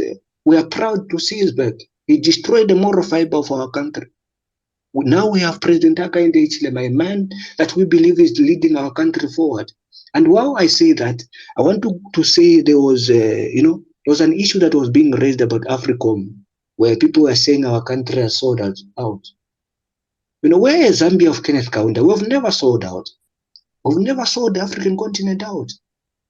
Kaunda motivated. He brought African leaders into all Lusaka. They made Lusaka their home ground. They fought from here. The ANC, they fought from here. Nelson Mandela's first trip after being in prison in 1990 was Lusaka. With Kenneth Kaunda, we've never sold that out. And we never will. This African continent is ours. We'll continue to ensure that we champion the African narrative, the Pan-Africanism narrative. And our President Hakainde Hichilema, is a leader that was elected by the masses of our people. 2.8 million Zambians woke up to go and vote for him and defend the vote. And he's been doing nothing but a tremendous job in ensuring that the country moves forward. And we'll continue to keep on fighting. We'll continue to keep on supporting him. Those of us that are in the ruling party will continue to do that, continue to defend him. And when we see these, opponents come forward and say Zambia is sold out, we've gone to bed. Opponents say, you are not on the level of this gentleman for you to engage with him. Because he's got a PhD, we must not question his wisdom to discuss the issues. They made Lusaka their home ground. They fought from here. The ANC, they fought from here. Nelson Mandela's first trip after being in prison in 1990 was Lusaka. With Kenneth Kaunda, we've never sold that out. And we never will. This African continent is ours. We'll continue to ensure that we champion the African narrative, the Pan-Africanism narrative. And our President Hakainde Hichilema, is a leader that was elected by the masses of our people. 2.8 million Zambians woke up to go and vote for him and defend the vote. And he's been doing nothing but a tremendous job in ensuring that the country moves forward. And we'll continue to keep on fighting. We'll continue to keep on supporting him. Those of us that are in the ruling party will continue to do that, continue to defend him. And when we see these, opponents come forward and say Zambia is sold out, we've gone to bed with the devil, some of them do not understand the geopolitics that we face. Some people are like Linda, I was seeing Jonathan Moyo saying a lot of things. And when we engage these people, some of our opponents say, you are not on the level of this gentleman for you to engage with him. Because he's got a PhD, we must not question his wisdom to discuss the issues that face our country. We're not going to do that. We're not going to be threatened by somebody because they're educated. We've also been to university. We've also been to school. We understand the geopolitics of our country. And so we'll defend the nation. We'll defend the president. We'll defend the continent. And we'll continue to speak about the issues that we face without fear or favor. Because in the end, this country of ours that gave us birth, we must continue to fight for it. You must continue to fight for Zimbabwe. You must continue to fight for South Africa. In the end, all what we are looking for is to ensure that the African continent is safe. And whoever is going to stand in the way, like Edgar Lungu did, That person will be found, they will be defeated, and they'll be removed from power. We removed Edgar Lungu, and nobody that stands in the way of people and their dreams will continue to do that. Not in Zambia, not anywhere else across the African continent. Time comes and goes. Leaders come and go. It might take longer, but they'll come out. The oppressors will come out. They'll finally be defeated. That is the faith that I have. I have a stubborn faith in the fact that Africa is going to succeed. Zambia is going to succeed. And that success begins with President Hakainde Hichilema. And I believe within the African continent it will also be the same. Young people are going to rise up and, seek change. Where there's oppression, young people are going to rise up and vote in the new wave of leadership within the continent. And I'm so optimistic about that. Thank you. Very Thank you. powerful there, my brother. Very powerful. I must say, it's inspiring. As I said, listening to you, I think we should have you on these spaces a lot more. I think and get people to listen to you on a more broader scale, especially for those who are in the diaspora that have given up hope. There are plenty of people, especially here in the UK, that that really look at Zimbabwe as a lost case. But I think your true Pan Africanism speaks out. Really, I'm really grateful that you've managed to join us today and share this knowledge and wisdom. Over to you, Salani. Thank you so much. And also to really appreciate, it's nice to listen with what's been achieved, honestly, in Zambia. It makes us realize that we too can do it in Zimbabwe.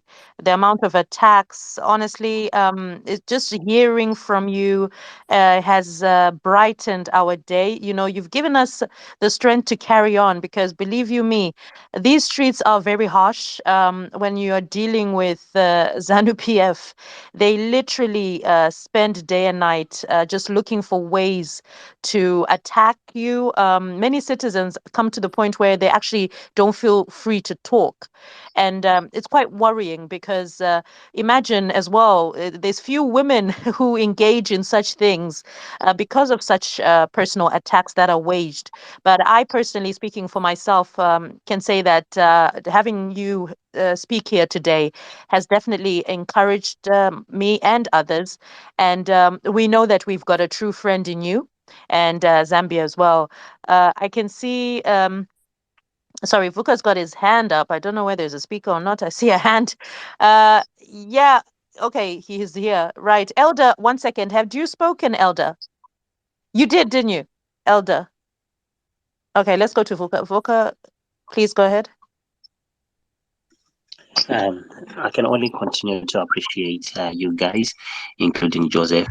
But also, this is a show of sheer commitment from some Zanu PF supporters. A gentleman called, or a lady called Mag, who is on the bottom there.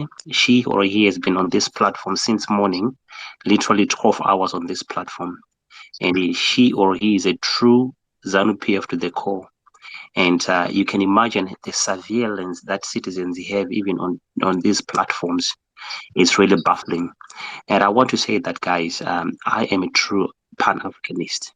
I love and promote whatever is African 100%. And I personally believe the only way we can truly get our dignity back is by promoting what is 100% African.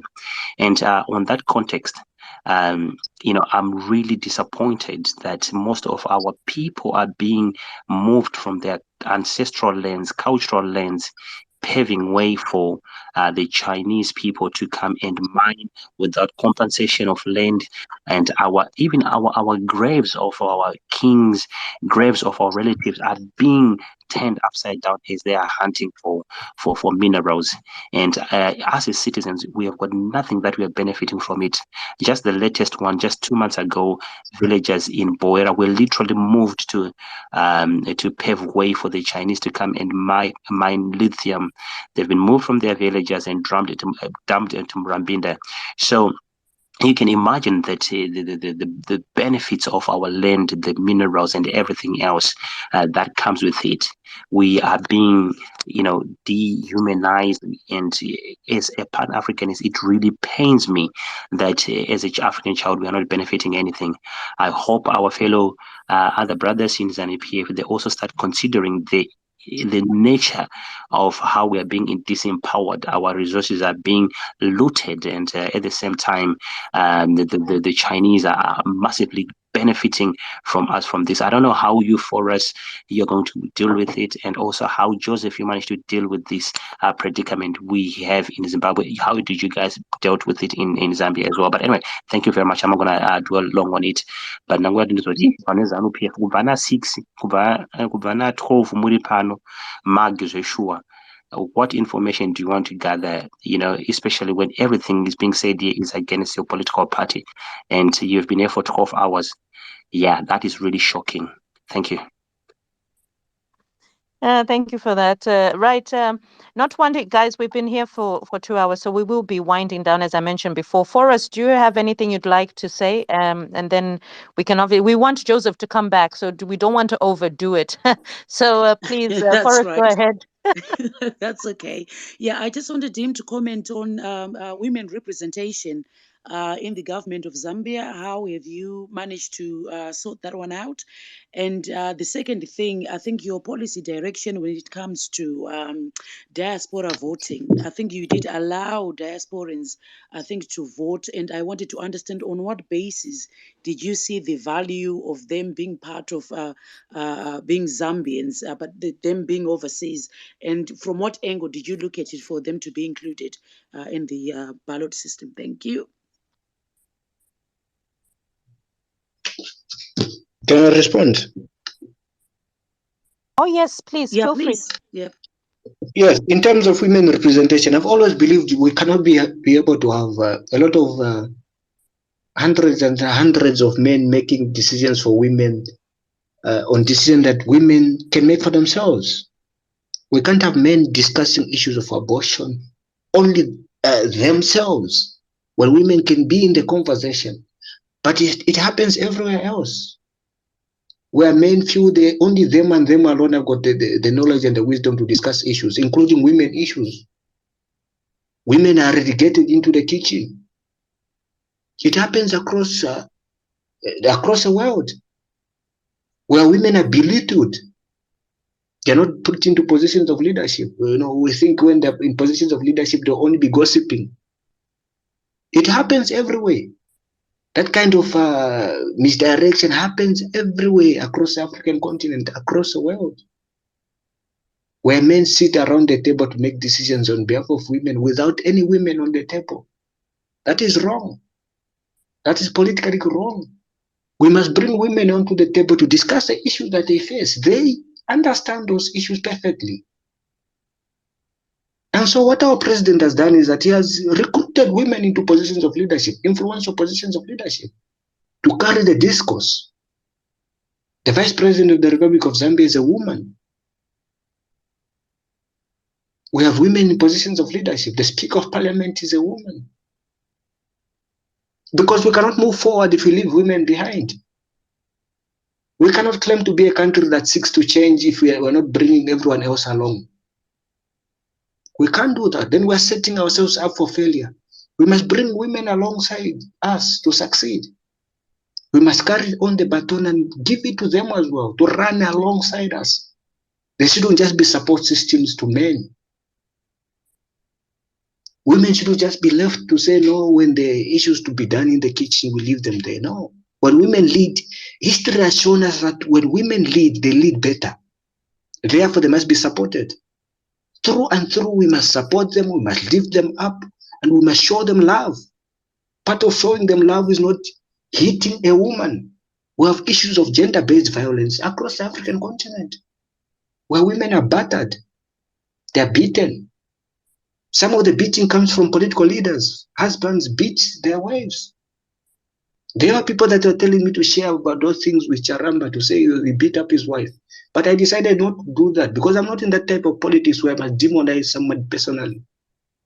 When people inbox me to say, can you say this about this guy? I will not do it. I must differ with him politically. I must differ with him ideologically. Whether he does those things to people in his circle, that is his personal view. Those are his personal things. I will not do it. I'll constantly differ with individuals politically, with the direction that they face. And so women representation is a very important component of leadership. We must bring women into the table to discuss the issues that they face. They must lead.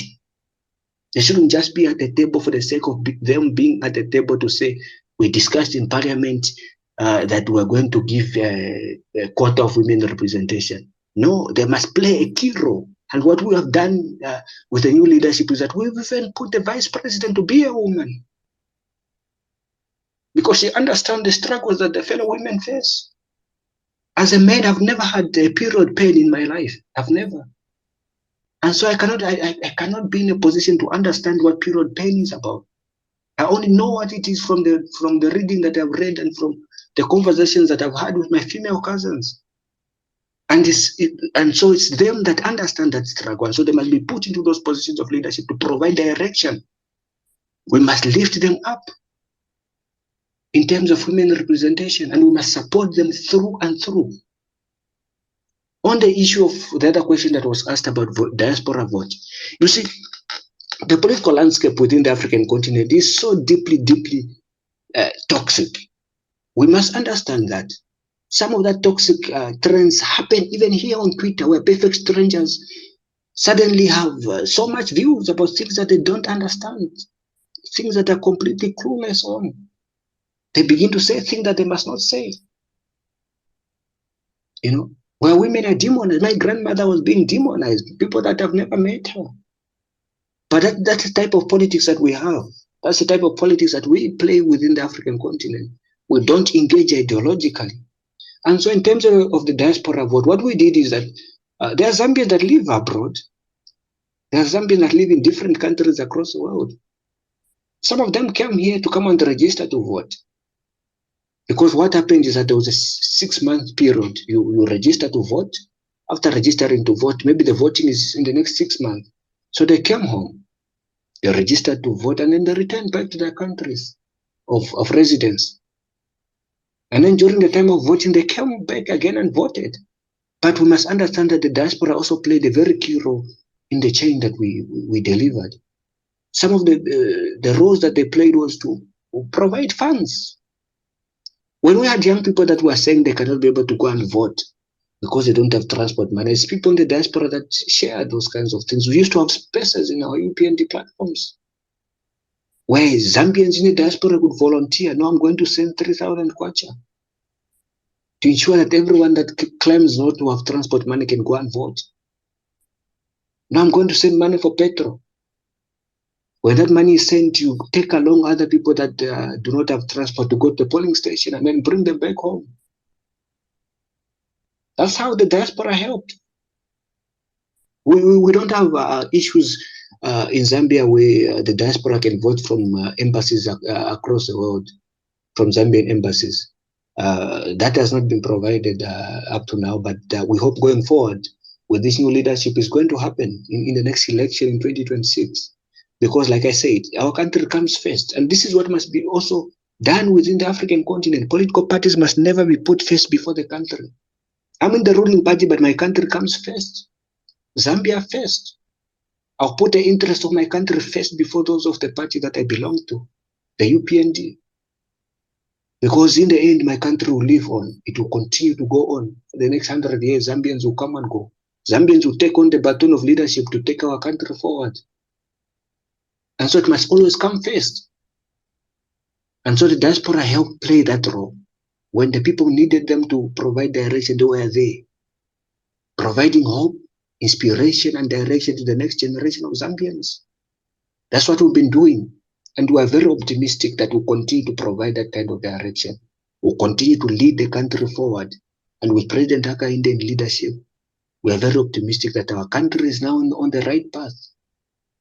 We fought tooth and nail to ensure that we deliver the right man to the State House, that we could fight oppression and win, that we could enter the battle knowing that that is a battle we're entering into to win.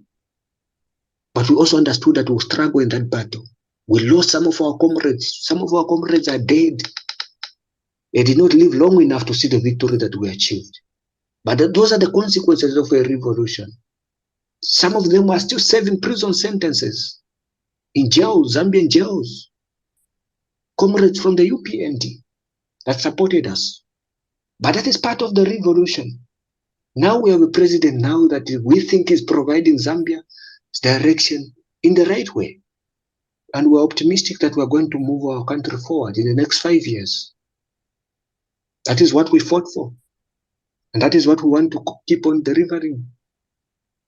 The manifesto that we had. And we think in Zimbabwe, you too can do the same. There's nothing different between Zambians and Zimbabweans. Nothing at all. We all have the same kinds of intellects. We all have the same kinds of mindsets. We all have the same kinds of energy. You could fight for your country too. I'm not calling for a regime change. I'm just talking about individual behaviors. We are the same. So before I'm misquoted by people that I know are in here to listen to our spaces and begin to record them, let me make it very clear. You'll never defeat our spirit. You'll never defeat my spirit. I'll continue to stand for what is right. For my country, I'll defend it. Whether you come and fight with me using pictures of the past, that will never break my spirit. We've been here, I've been here for 13 years, since I was 17. And we'll keep on speaking about the direction of our country. We think our president is leading our country forward. Those people that talk about AFRICOM without having any knowledge whatsoever about what was agreed on, will continue to do that. That is part of their freedom of expression. They'll continue to air out their views. We're not going to stop them. We're a country that is free now. People can be able to engage, have disagreements with the president, differ with him fundamentally, without anyone coming to knock on their door to say you insulted the president yesterday. That is what we fought for. And we're hoping that you too in your countries, wherever you are listening, you can also provide that kind of direction. But you must understand that the revolution is painful. There are people that will run away from you. They will not want to associate with you. Some of my friends did the same. They said they were fighting against President Lungu and were being disrespectful. Akainde destroyed me. That's what I used to say. He has destroyed your mind. But we wanted to just take our country forward. I didn't believe President Lungu was leading our country in the right direction. And so we had to fight him. Fight hard to remove him from office. And we did that. We went into battle and we defeated him successfully. And so now our country is in the right direction, and we're hoping that going forward, other Africans could take inspiration from that without fearing anything and without fearing the consequences that will come after that. This is our continent. We need to fight for it. We need to reshape the direction of our political landscape within the African continent. That I do believe young people can provide that kind of direction going forward. Well, I've spoken a lot on this, so thank you. Thank you so much. Honestly, it's wonderful to hear you speak. I'm actually disappointed that you stopped, but it's okay. That's completely understandable. I can see that I had said 2 hours. We've gone over that time, Joseph, and but I just wanted to just give those who are Signoro, if they could say closing sentiments as well as the poison pawn, and even yourself, if you want to close us off with anything to say to our listeners here who've been with us patiently, and since the space is being recorded, they'll be able to listen to it. So please, Signoro, do you have anything you'd like to say? We'll go to the poison pawn after that and back to Joseph. Go ahead. Thank you, host. I would like to thank our brother Joseph. It's so uplifting. He's sharing his experience and giving his advice. It is so uplifting, and we leave this platform changed. We leave this platform rejuvenated, and all that hope is there in us. And as we are here, I think we have a lot where in diaspora. Let's support others. We had the roadmap that diasporans can sponsor the people at home. We've seen some people at home. We've seen some foot soldiers on the ground, how much they are working. Some don't have transport, some are walking, some are using bicycles. I saw one person stuck somewhere. The car broke down because the roads are bad. Let's support those and make sure that we deliver this vote, and we bring freedom to the country. And those who are stuck, obviously, like in South Africa and Botswana, you might have somebody stuck there, or maybe in Zambia, somebody wants to go back home and vote. Let's encourage them. Let's make them to connect so that they can get help to go and register and go and vote at the next time. Because obviously we might be having somebody who has a genuine problem and is stuck somewhere, can't move, can't go home to go and register. There's still time to do that. So we are very uplifted by what Brother Joseph shared, and it's practical things. It's development things. It's things that are so touching, especially when he talked about the old people in Zimbabwe. We've bankrupted people who are pensioners. They have nothing because the currency has been changed. Their money, which was in the bank, was looted. They have nothing. But their only hope is for this change, and this change is in our hands at the moment. Yes, these people might try to threaten and say all sorts of things, but it's in our hands. The power is in our hands when we can vote them out and build our country going forward. If the resources are there, everything is there for us to do things. So we have an example, a clear example from Zambia.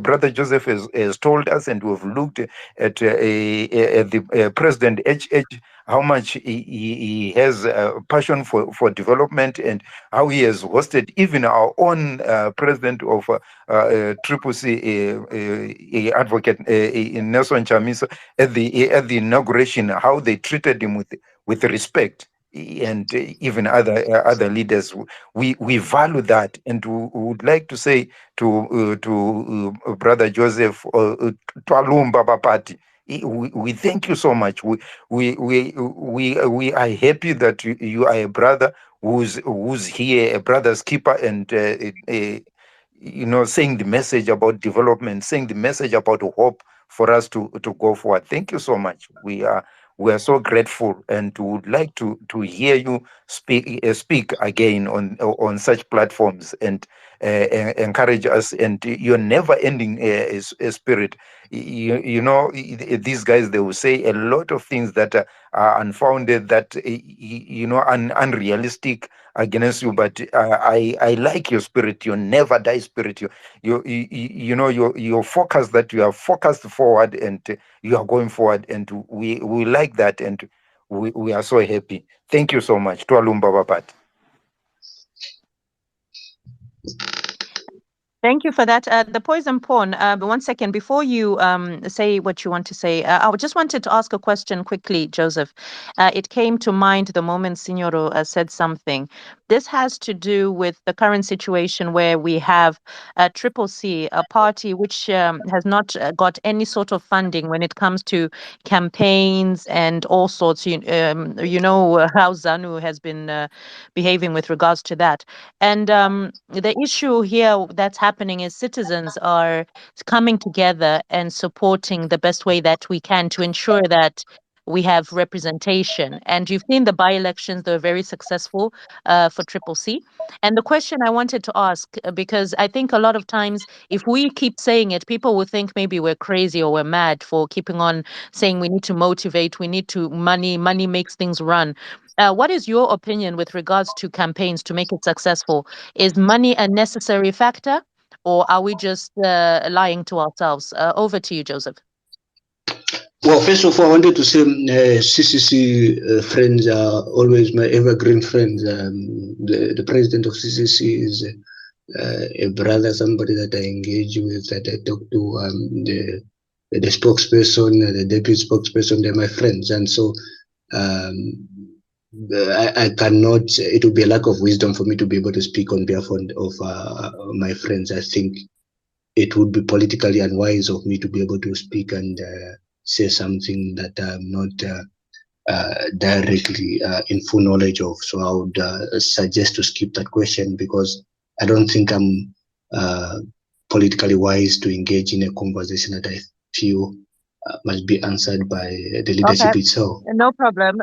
But in Zambia, did monetary support help your campaigns, or did it just happen with you just going to knock on doors? I mean, surely you'd have used flyers and things like that, because people do not understand the importance of campaign materials and all sorts.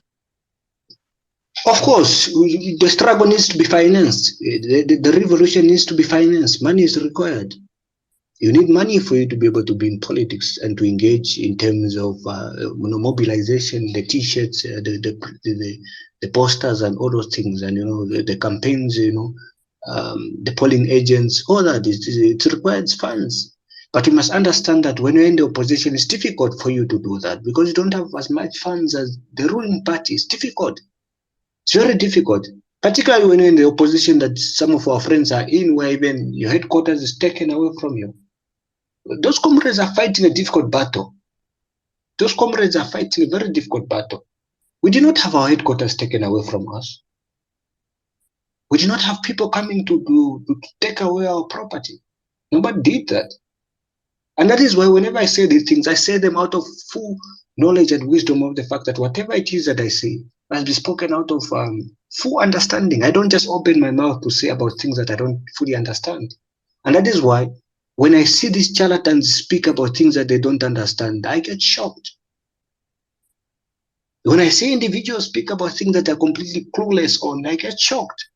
Because you cannot just open your mouth to offer suggestions on things that you don't know. Offering suggestions of issues of AFRICOM and say there's a military base in Zambia when you are completely clueless on what is going on. It's politically unwise to do that. But you must also understand that within the political landscape in Africa, we believe wisdom only belongs to other people. When an other person says something, then we consider it as right, even when it's wrong. Because we are programmed to think only other people have got wisdom to understand the direction of things. And so when an other person is questioned again, we think it's disrespect. That's how it is within the African landscape. When I question Patrick Chinamase on things that he speaks about, people say I'm disrespectful. When I question Bowman Lusambo, who is a former Lusaka province minister, people say I'm being disrespectful, because they're programmed to think wisdom only belongs to the older generation. And so those older people speak correct things all the time. When you question their wisdom to make certain decisions, you are disrespectful. They say, no, you can't speak about that to Professor Jonathan Moyo because he's older. Even when he said something wrong. That is the politics that we face. And it's not just about politics, it's the African way of thinking.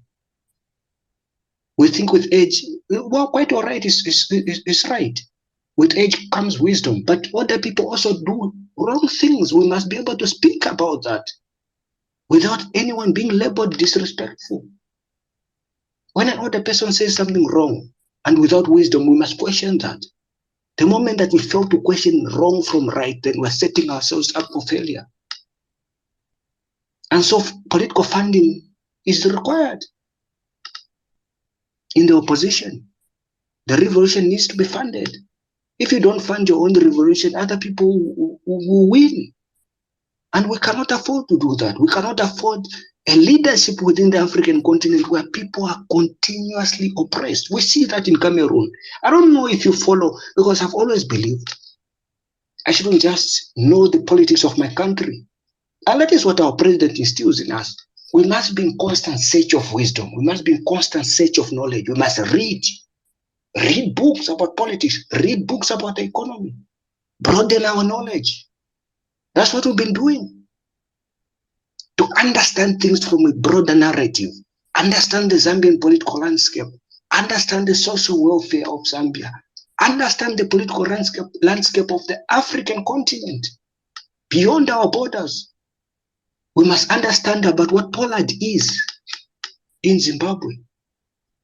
We must understand about what the RTGS is about. That's what we do.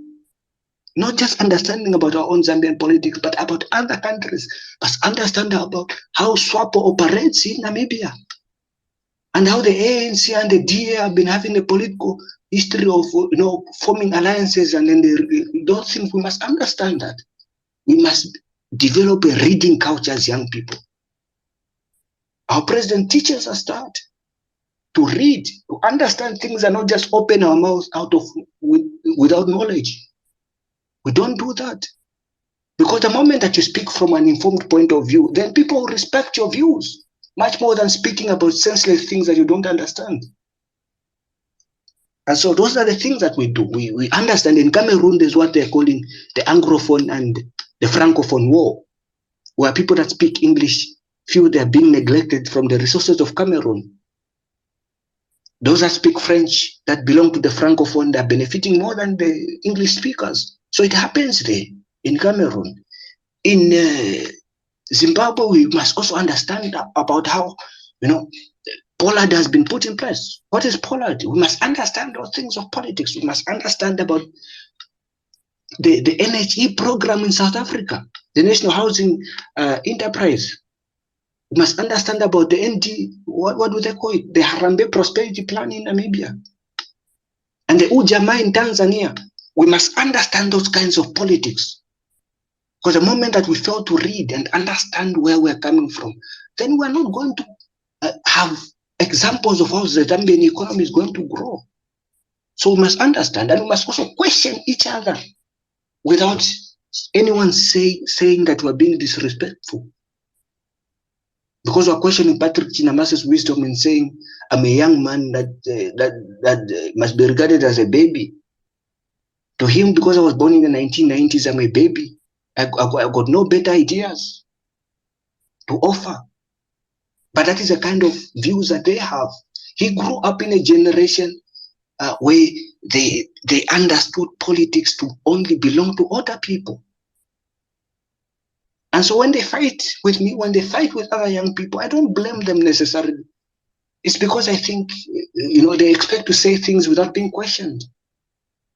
Because they view their views and their pronunciations and their plans as always perfect. And that as young people don't have any better ideas to bring to the table. And so that is what we continue to do, to read, to understand, and to offer opinions based on an informed point of view. And so going forward, we'll continue to do that. Whether it's here in Zambia, whether it is explaining to somebody that asks me about Pollard, or that asks me about the landscape of politics in Zimbabwe, I must be able to know. I must be able to know about the politics in Angola, about the Dos Santos family, and about how the new president is now taking over the resources, bringing back the resources of Angola. That is the politics that we must pursue, of understanding how people operate, about what is happening in Botswana right now, about Ian Khama and President Masisi, about the wrangles that they're having. That is what we must be in constant search of knowledge and wisdom, and speak from an informed point of view. And that shouldn't just be about people in politics. It must be everyone within the African continent. The moment that we do that, then we're going to defeat those that we call colonizers. We shouldn't just label anyone as a puppet. There's always this narrative to label people as puppets. They're saying Zambians are puppets. They're Western puppets. President Hakainde Hichilema is a Western puppet. He's an American puppet. That's what they say every day. His only crime was to put the interests of the Zambian people first, the people that voted for him. And so he's being regarded as a puppet. The moment that we have differences with individuals, they regard us as puppets. But you must be able to respect the territorial integrity of other nations. That is part of the foreign policy of any nation that wishes to succeed. Respect the territorial integrity, the decisions of other nations. And even within SADC, we must be able to have frank conversations. We shouldn't just support wrong things. When the issues happen of sanctions, it happens for so many decades. It's been happening. No, support sanctions, don't support sanctions. The proponents of sanctions, the people that don't support sanctions, it happens. In SADC, those things get discussed. And so there's not been instances where presidents engage in tough diplomacy within the continent. Tough diplomacy where you can engage with your colleagues, your brothers and sisters who are also presidents about how they're leading their people. Part of tough diplomacy is only exchanging a hand of friendship to those who respect human rights. To say we only extend a hand of friendship to those that respect the visions and the aspirations of their people, not those who oppress them. That is part of tough diplomacy that we believe our presidents must begin to pursue. It's not being diplomatic when you speak the truth with one another. As presidents, I don't think so. You're not being diplomatic when you call out your brother to say, I don't agree with the oppression of your citizens. You're not being diplomatic. And I believe SADC must begin to provide that kind of direction. People within the region have lost hope in SADC because over and over again, SADC has not been standing truthful about the issues that we face. It's the same with the African Union. It's time that they begin to instill hope and faith in the masses of our people. Our people within the continent must begin to have faith and trust these organizations. And I think that trust must begin by them taking strong stances on things. To say, we don't agree with this, let's go in this direction. It doesn't hurt to be honest with each other.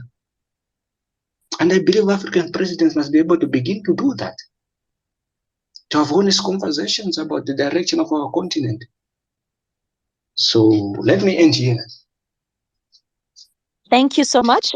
Over to you, the Poison Pond. Please, any closing remarks? I mean, how can I follow that? It's a tough act to follow. I knew that's what you'd say. Not risking sounding like a broken record. I must say, I can definitely feel the love for African people coming out from you, and I think that's what we lack, or what we're lacking at the moment, across the entire continent. I think once we encourage and have leaders in place that love Africa and love other Africans, we can move forward. I won't add any more. I think that you've hit the nail on the head there, and you've been quite clear and concise in identifying where we are and where we need to be. Thank you once more for joining us on this space. I think Salani, I'll be, he's given me a few more ideas. I think I'll be sending those ideas over to you so we can host more spaces to move those ideas forward. Thank you. Thank you so much, Poison Pond. And also, I just wanted to let people know, Poison Pond is one of the citizens who actually had this suggestion. He commented on one of Joseph's tweets, and that's how the conversation got going. So it goes to show that citizens were actively involved in wanting to hear these discussions. So today, look what's been possible. Thank you so much, Joseph. Honestly, you are so humble. It wasn't even difficult to get you here to speak with us, and that really means a lot, because a lot of the time people forget that we are humans first. We're Zambians or we're Zimbabweans first before anything else, any political party, and that humanity is what keeps us going.